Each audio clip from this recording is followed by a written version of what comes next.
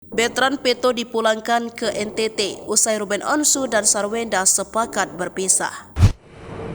Baru-baru ini isu veteran Peto atau yang kerap dipanggil Onyo dipulangkan ke NTT usai Ruben Onsu gugat cerai Sarwenda mencuat. Kini isu veteran Peto dipulangkan ke NTT terjawab setelah tersirat dalam ucapan Sarwenda.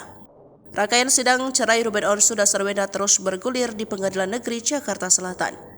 Meski hakim belum ketuk palu, namun Sarwenda dan Ruben sudah terang-terangan menyatakan sepakat untuk berpisah.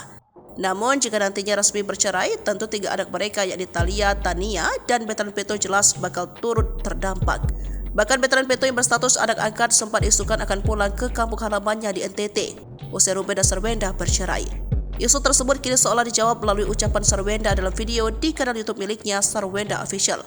Sarwenda awalnya nampak berbincang dengan adiknya Wendy Lo soal cobaan yang dihadapinya saat ini termasuk soal perceraian.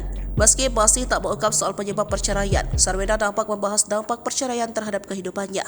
Sempat diterpa berbagai masalah hingga dihantam perceraian. Tangis Sarwenda pecah kala bicara empat mata dengan sang adik Wendy Lo. Sarwenda menyebut fokusnya kini hanya mencari uang. Ia juga menyinggung soal orang tua dan 3 anaknya termasuk veteran Peto alias Onyo. Fokusnya cuma satu, kerja cari uang agar bisa bagian orang tua, Onyo, Thalia, Tania. Ucapan Sarwenda ini mengisyaratkan bahwa meski kelak ia bercerai dengan Ruben, namun Onyo tetap bakal menjadi bagian dari hidupnya seperti halnya Tania dan Thalia.